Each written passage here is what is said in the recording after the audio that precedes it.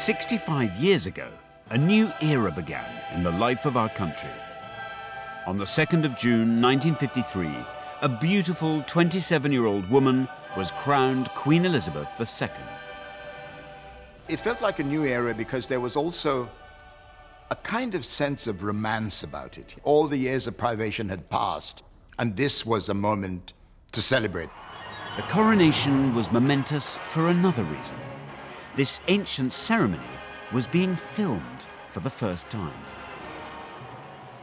1953 marked a historic moment when film and television brought monarch and people closer together for the first time. It was as if we, the viewers, were actually in Westminster Abbey witnessing the coronation with our own eyes. It was the moment that the Queen became our Queen. Not only that, this was also the era of home movies, even for the royal family. The Queen's passion for filmmaking caught on across the nation. People filmed their own local celebrations, creating priceless records of an historic day. We've scoured the archives across the UK to find the very best footage. As you'll see, the joy of this thing just shines out of the screen. To celebrate the 65th anniversary of the coronation, we're going to see these amazing films and hear from royal insiders who played a crucial role on the Queen's big day. I remember how glamorous the Queen looked, this radiant figure. The Queen turned round and said, "Shall we go, girls?" 1953 marked the beginning of a new and closer relationship with the royal family.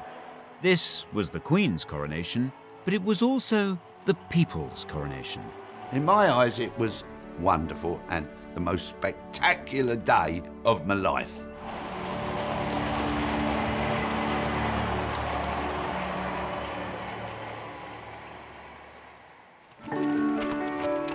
The coronation of Queen Elizabeth II was a day of national celebration, a moment of glorious technicolor after the dark days of the Second World War.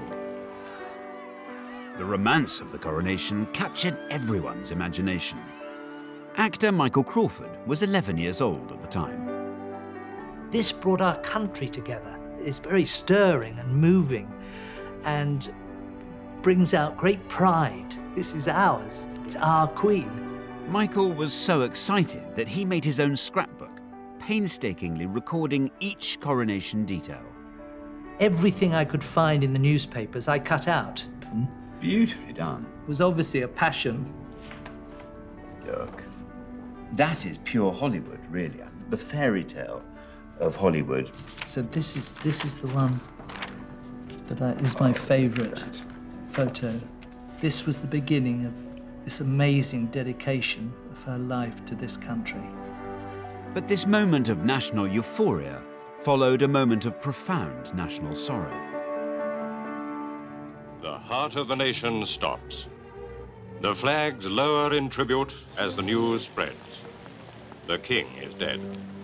King George VI's unexpected death, at the age of only 56, sent shockwaves across Britain and the Commonwealth.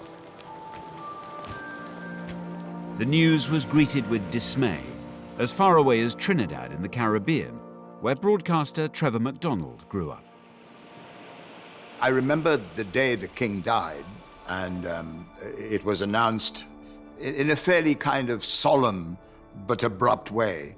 And that was the end of the day. And I don't remember how many days we were off school, but that was a moment of great, great, great sadness. Britain and its Commonwealth were in mourning, but few felt the loss more keenly than Princess Elizabeth. She'd always been devoted to her father. The king is laid to rest, and the majesty of death ends with a family beginning its life anew. A young queen takes over the burden of monarchy.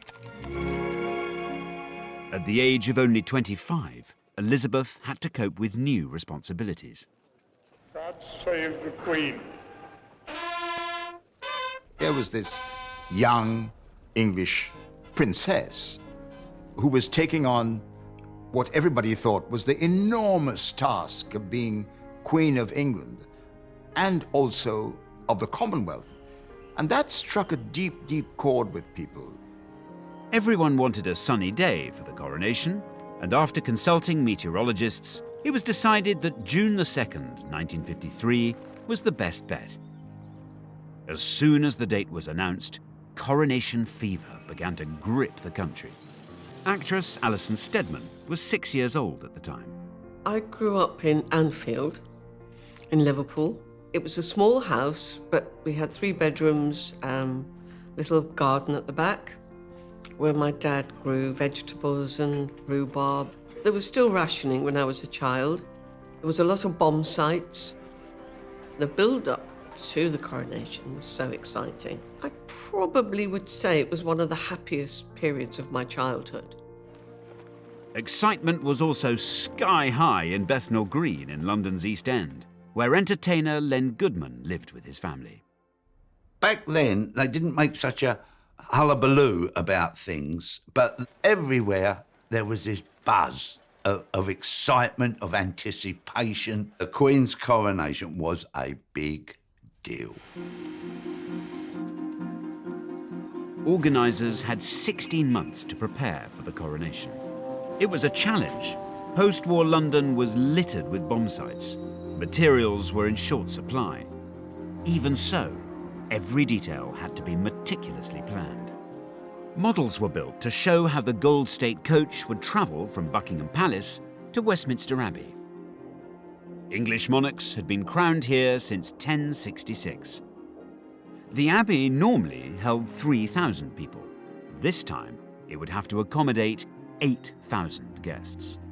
At the beginning of 1953, in fact, literally on the 1st of January, Westminster Abbey closed its doors to visitors so that it could transform itself, the greatest transformation in its history. Railway tracks were laid down here so that materials and supplies could be whisked into the Abbey. And bit by bit, scaffolding grew up these pillars here. Eventually, there'd be huge banks of sitting here. But interestingly, of the whole area of the Abbey, all attention was actually focused on this tiny area here, the intense, sacred focal point of the coronation itself. This is where the coronation chair sat, facing the altar. The coronation was an ancient religious ceremony. How much of it people should see was a big issue for everyone involved, especially for the people at the heart of the ceremony, like the Queen's maids of honour. With the advent of television, there was a lot of argument about whether the coronation should be shown on the television or not. And there were 2 camps. In one camp were establishment bigwigs, including the Archbishop of Canterbury and the Prime Minister, Winston Churchill. They wanted a private ceremony. In the opposing camp was a moderniser, the Duke of Edinburgh. He was in a powerful position, both as the Queen's husband, but also as the chair of the commission overseeing coronation preparations. The forces of modernity, led and championed by the Duke of Edinburgh, were saying, bring the cameras in. We have to shed light on this. We have to share this celebration, not just with Britain, but with the rest of the world. The Duke of Edinburgh understood the power of film and television. In 1951, he'd even appeared on the big screen himself. What do you want to see me about? He'd used the power of film to campaign for playing fields for inner-city children. Well, come on. What is it? For months, the arguments raged, but eventually, the Duke won the day. The coronation ceremony would be filmed for the first time.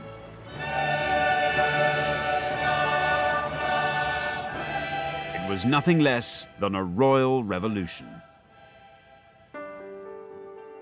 The Queen's coronation was one of the most dazzling events ever staged. You know, seeing a crown with those jewels on and those clothes and the golden carriage, it was like fairy stories coming to life. The Queen's youth and beauty underlined the sense that these were exciting times. Newspapers called it the new Elizabethan age. We were looking to the future. We had this, lovely princess who was now becoming a queen. So life was going to be good. This new age would start with a burst of pageantry.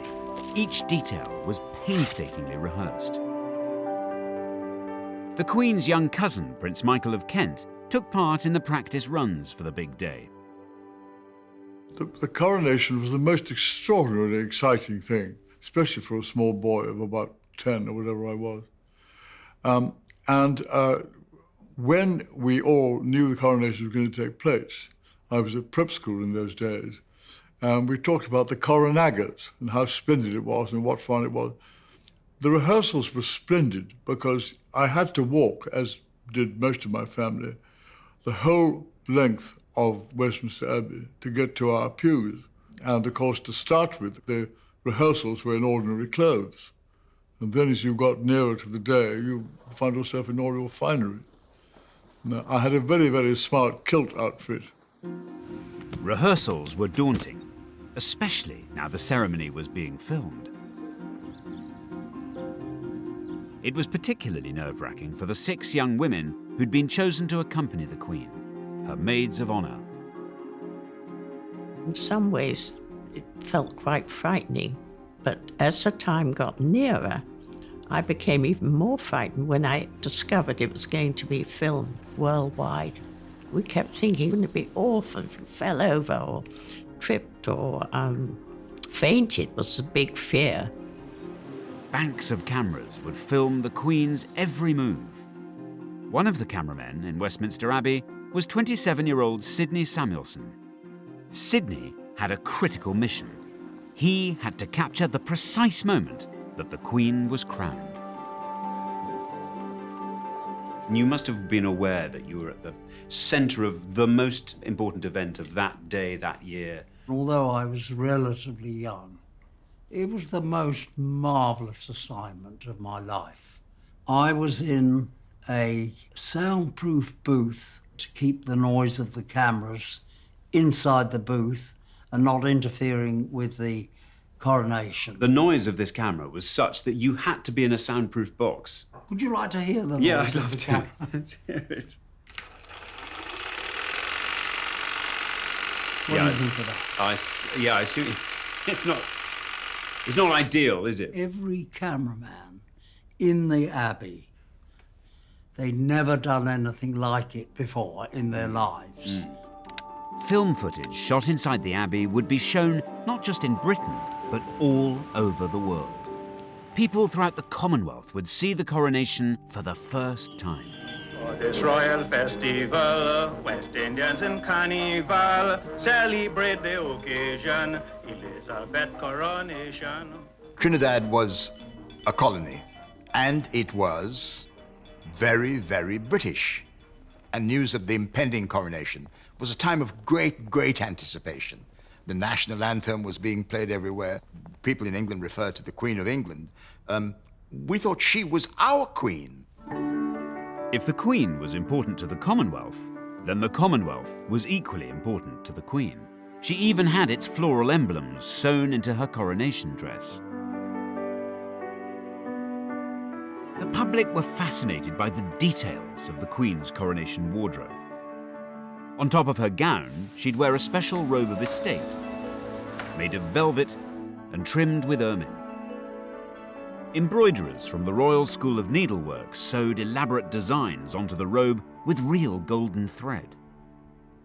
This is a sample that was done in 1953, and the design is peace and plenty. So we have wheat ears, wheat leaves, olives, olive stem and olive leaves as well. I suppose when cameras from above could look down on that sort of long, great, it would sort have of the been royal purple, it must have looked amazing. 12 embroiderers worked on the robe in shifts, 7 days a week. It took them 3,500 hours to complete. So, Mandy, can I have a go? Do you trust me Yes, to do definitely. it? What I've chosen for you to have a go at is actually, we call it cut work. Yep. First of all, if you pull the gold right the way down to the bottom, there you are, so it sits snugly on the velvet. And then take your needle down in position the other side. And down it goes. Once you've been doing it quite a while, the needle will come up exactly where you want. There we go, there. Well, I'm not going pretend I'm not thrilled with that, Mandy. It was good, actually. Yeah, you got it in the right place first time. There's an embroiderer in you. The filming of the coronation created additional challenges. The Queen had to look good on camera for the millions watching. Top makeup designer Thelma Holland was brought in to help. My mother had to get samples of the red robe that the Queen was going to wear on her way to the Abbey and the purple robe of estate that she was going to wear after the coronation, and produce the makeup and, much more important than anything else, the lipstick that she was going to wear, which would clash with neither and match both. Too dark and she would have looked almost ghoulish, too red and it would then have clashed with the purple coronation robe after the event. So it had to be, it was a very, very fine balance. And this was the famous sample from the robe makers. It's a very challenging colour, as you can see. I think she went through something like 12 different trials with the cosmetic chemist to find exactly the right tone. But I think she did a good job. And if you look at the colour films of the time, there doesn't appear to be a clash. Most people would be watching not in glorious Technicolor, but in grainy black and white. In the 14 months leading up to the coronation, the number of TV licenses rocketed by 1 million. The age of mass television had dawned. We were the only home in the street that had a television. It was purchased specially for the coronation. I think it was a 14-inch. And it had 2 knobs. One was the off and on. And I don't think we ever discovered what the other knob was for. It was, oh no, don't touch that knob. Don't touch that. And you got this terrible grainy picture, you know, like you're looking through a fog. There's nothing now that's a gadget or whatever that would equal the excitement of this television coming in to our house. Other newfangled devices were capturing the imagination. As Coronation Day approached, home movie cameras were all the rage. People began filming the build-up to their local celebrations. And there now exists a fabulous archive of films from up and down the country. I've looked at scores of them, and I think this one from Aberfan and Merthyr Vale in Wales is my favourite. It just has such an exuberance about it, such eccentricity. I mean, in some places, it's just plain odd. But apart from anything else, the heart of the thing just shines through. It's wonderful.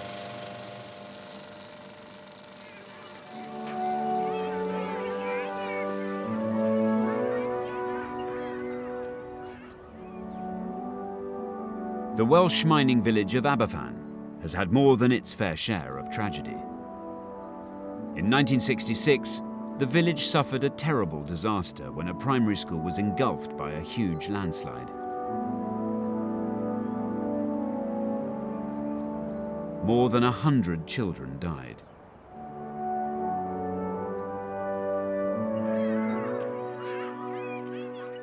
But the Coronation film is a record of an earlier and happier time.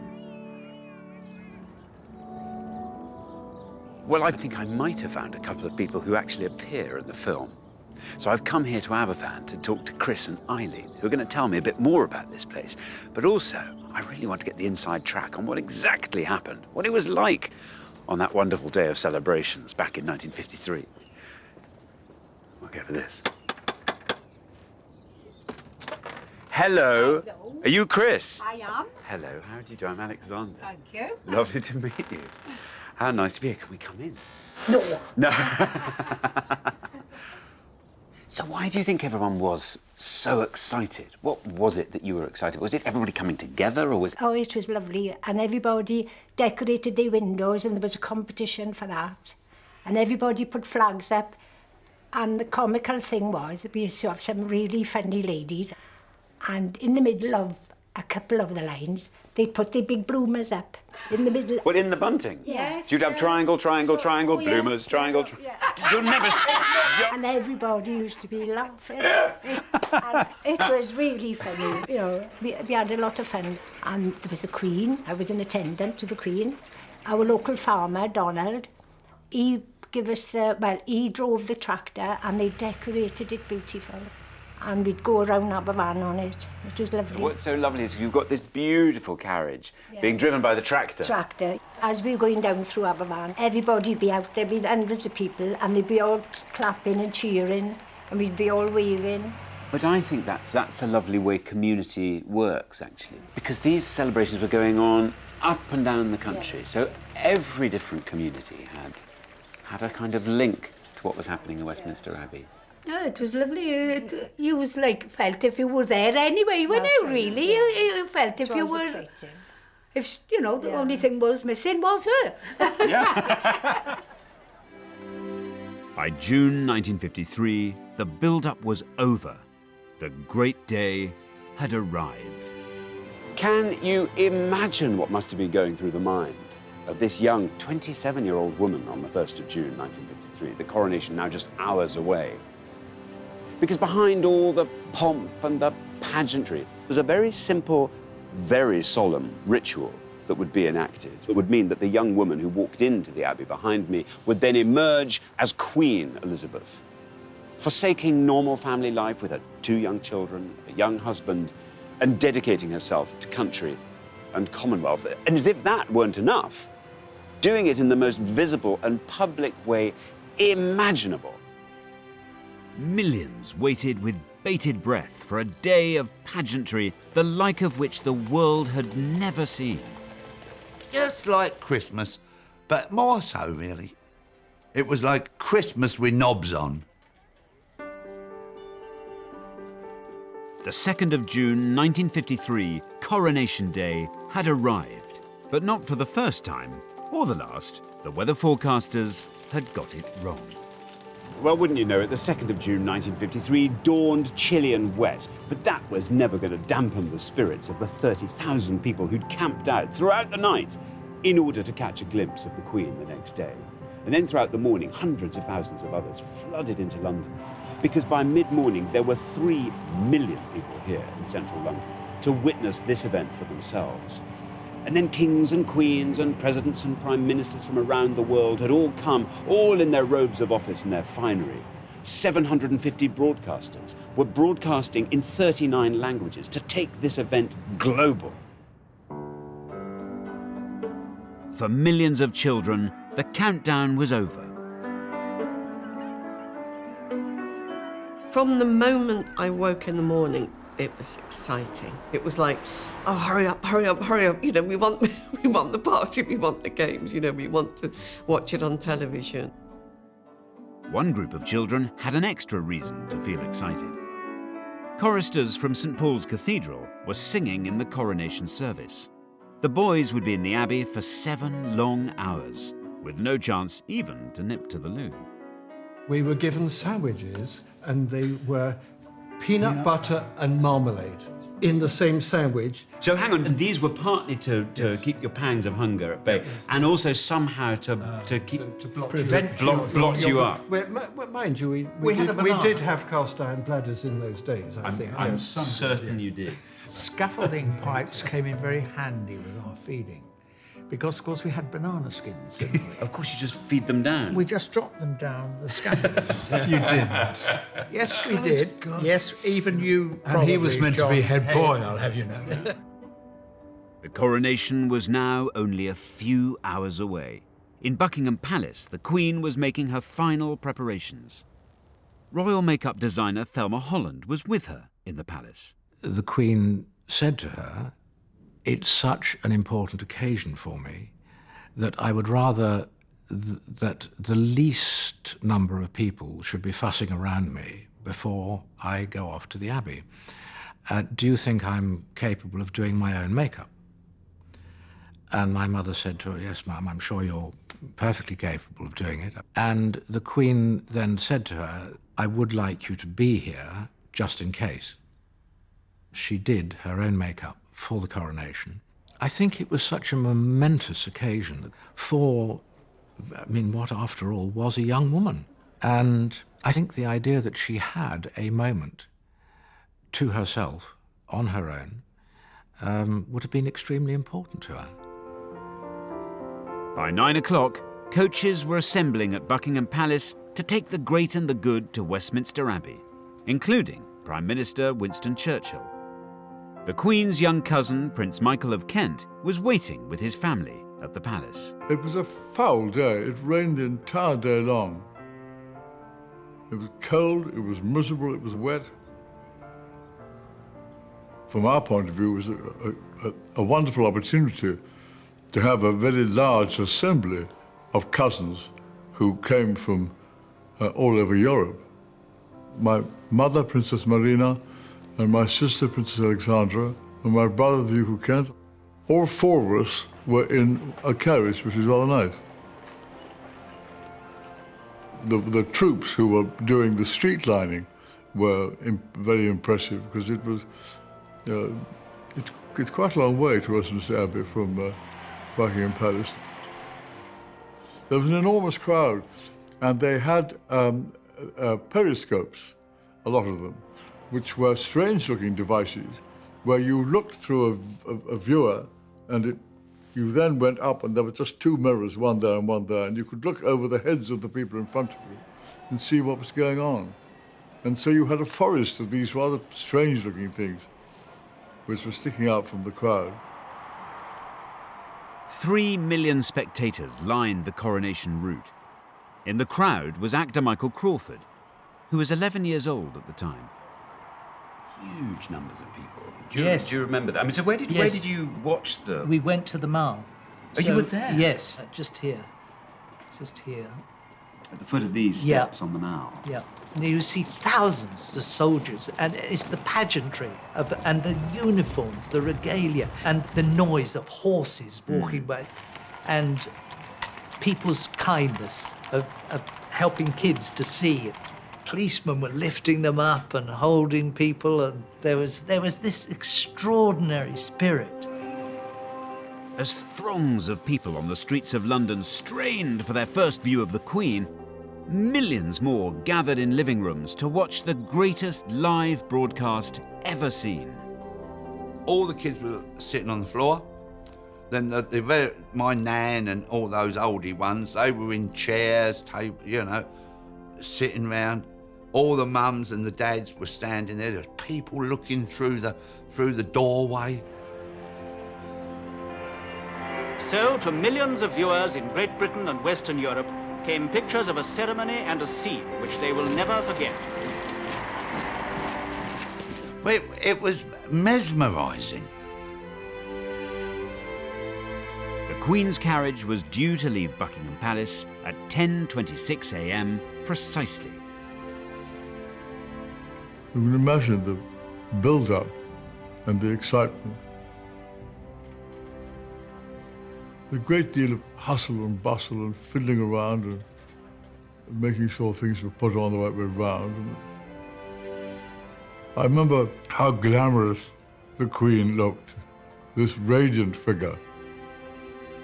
The Queen travelled to Westminster Abbey in the Gold State coach. It weighed a mammoth 4 tons and had been used in every coronation since George IV's in 1821. The horses that were used to pull the coronation coach were 8 greys, which came from the Royal Mews at Buckingham Palace, and I don't think there are very often occasions where 8 greys pull a coach. You have to have as many as that because the coronation coach weighs so much, and driving the thing was quite a hidden responsibility. I think it has any brakes, for example. And of course, my granddad, who was a bit of a lad, he would be doing a running commentary. He'd be giving us all the old, of course, the coach, he'd go. Yeah, the coach, blimey. That coach had been around for 5,000 years, and he'd give it all that, didn't know anything, really. And he'd have a bottle of beer, Crown Ale. The coach, which through the centuries has borne 6 monarchs to their coronations, has never carried one more fitted for the tasks of sovereignty than she who now is to be crowned. Waiting at the entrance to Westminster Abbey were the 6 young women who had helped carry the Queen's coronation robes, the Maids of Honour. I was one of the ones to take her out of the carriage when she got to the Abbey, and she didn't appear to me to be in the least bit worried. The Queen turned round and said, "Shall we go, girls?"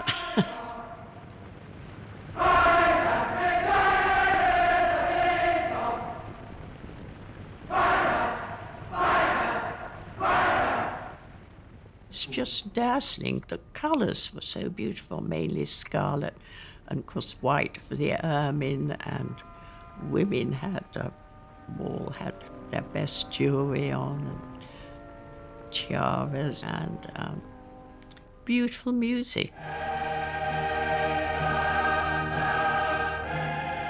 And whenever I hear that music, I feel, pricking in the eyes and catching in the throat.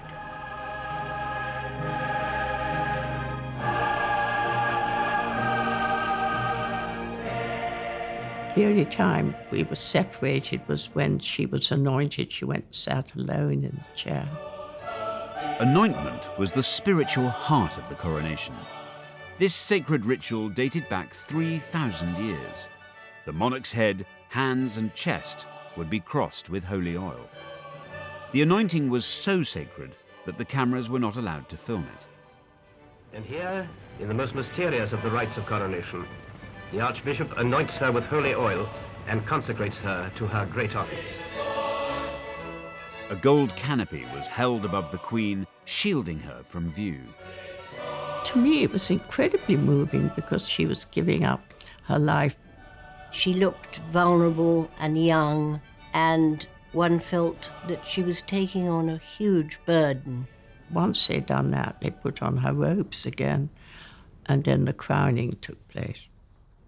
Filming the crucial moment when the crown was placed upon the Queen's head was the shot assigned to cameraman Sidney Samuelson. The last and grandest symbol of all is the crown of St. Edward. It was what millions of people worldwide were waiting to see. I knew that that was the key shot, so I prepared for it. And I wound up both springs to their maximum. When I got to the end of this, it was fully wound, just before I heard the spring broke.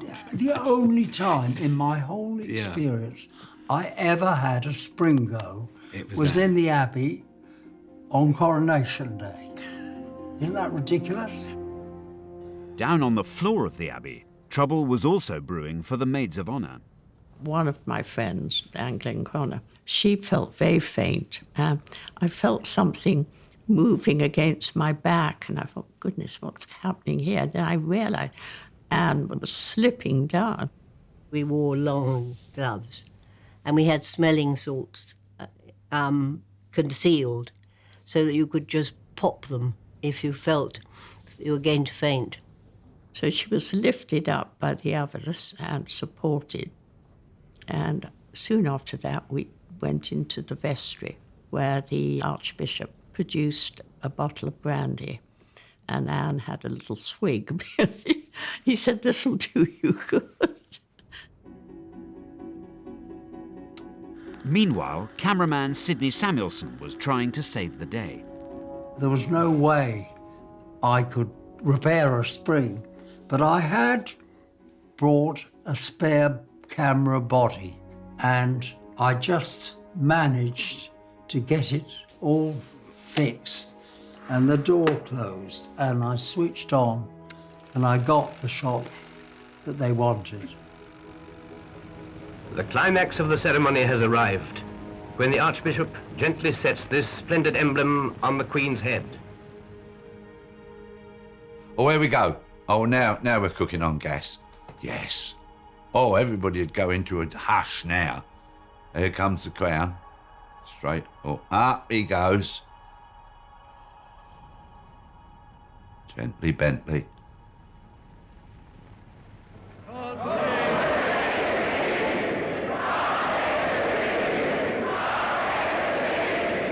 And the trumpets sound.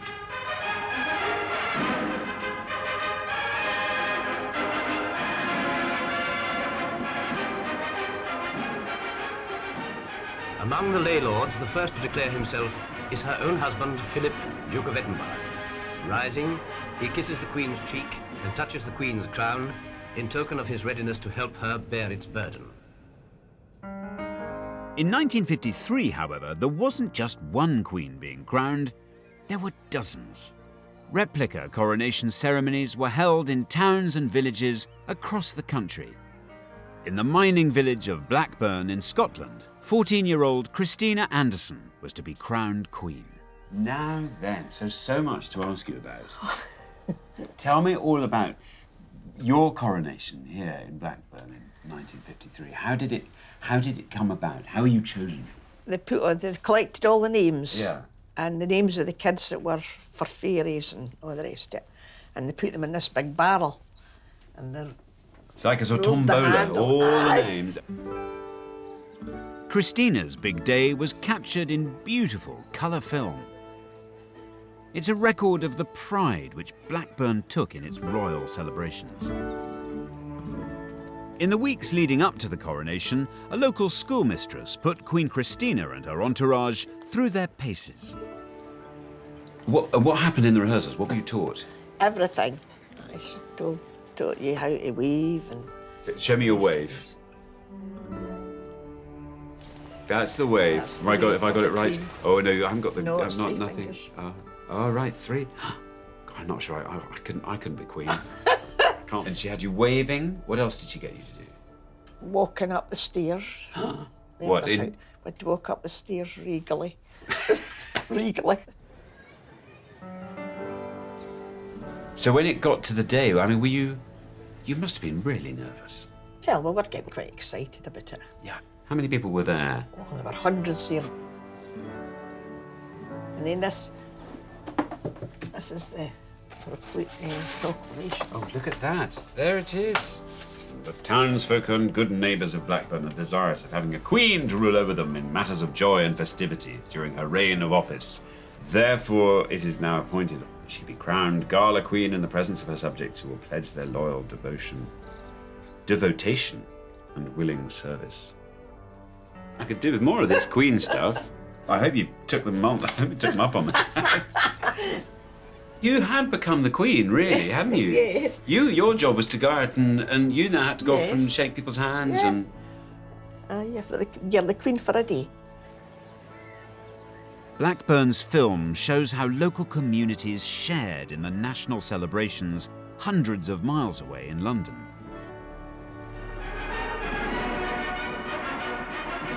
The televising of the coronation helped to forge a new and closer relationship between the Queen and her people.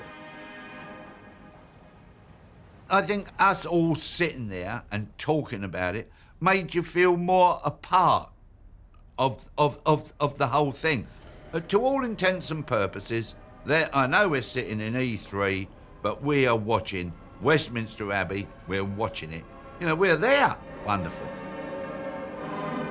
With the official coronation over, Britain was about to have the most almighty celebration.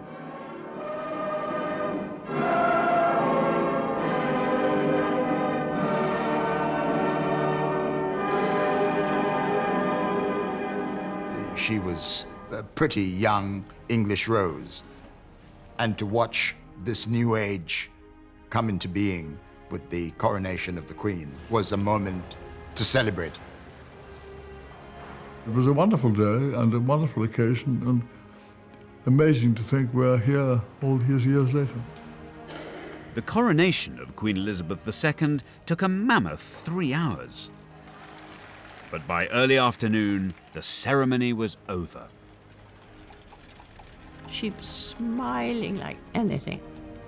She was thinking to herself, well, that's a job well done. She had every right to think that because She had done a wonderful job.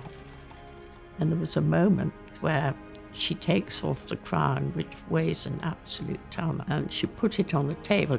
And Prince Charles, who was then about 4, came running across from the other side of the room, saw it lying there, and tried to pick it up. Luckily, a lady in waiting swiftly moved in, took it away from him, and put it higher up, because he could easily have dropped it. Now, to delight the thousands below, the Queen and her family step onto the balcony. And we went out on the balcony, and the cheering, I've never forgotten that. That was extraordinary. If you look to the right or the left, everybody was cheering, and some people were crying with joy. I mean, there was a real kind of feeling of euphoria, but we were all rejoicing.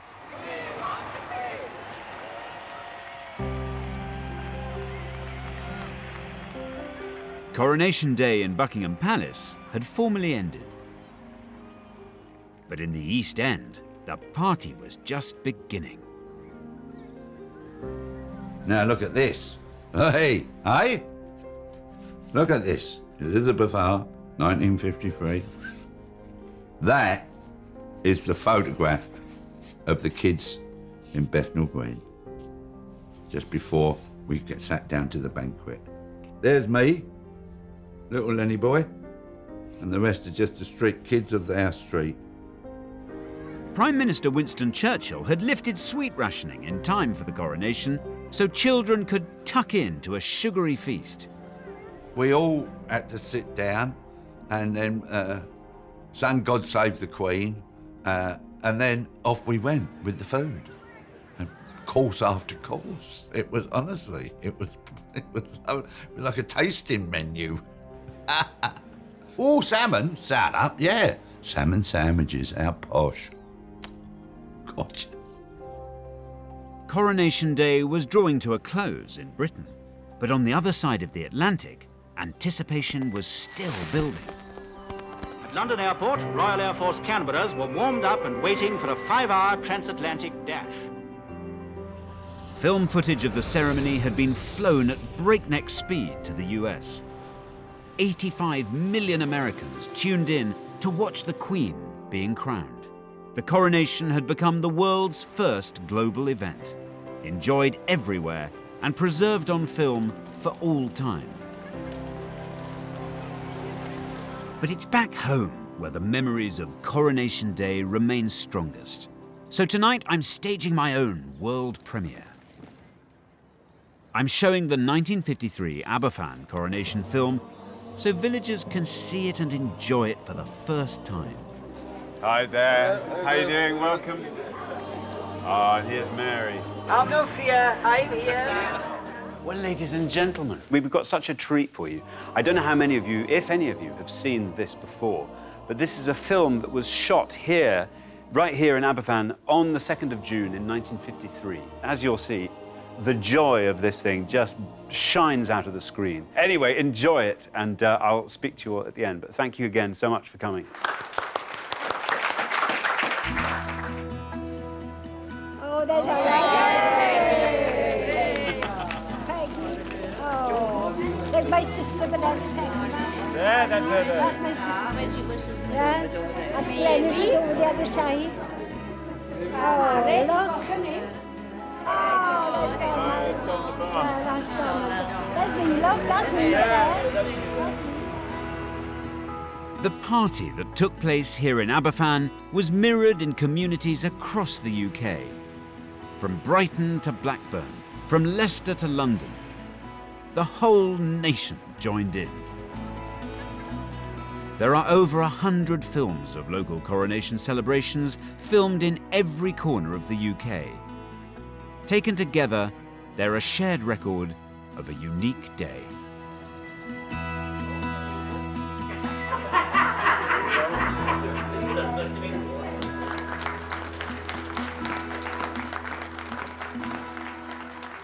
Now, splendid, solemn and glorious though everything happening in Westminster Abbey was, it occurs to me that something even more magical was happening up and down the country. Communities were taking this as their signal, just to fling their souls into something so joyous, unabashed joy, of a kind that you still feel the warmth emanating down the years. It's 65 years later now, and of course the world has changed. But one thing I've found up in Blackburn, here in Aberfan, is that strong sense of community that was brought alive by events such as the Coronation is still alive and strong, and that is surely something to celebrate.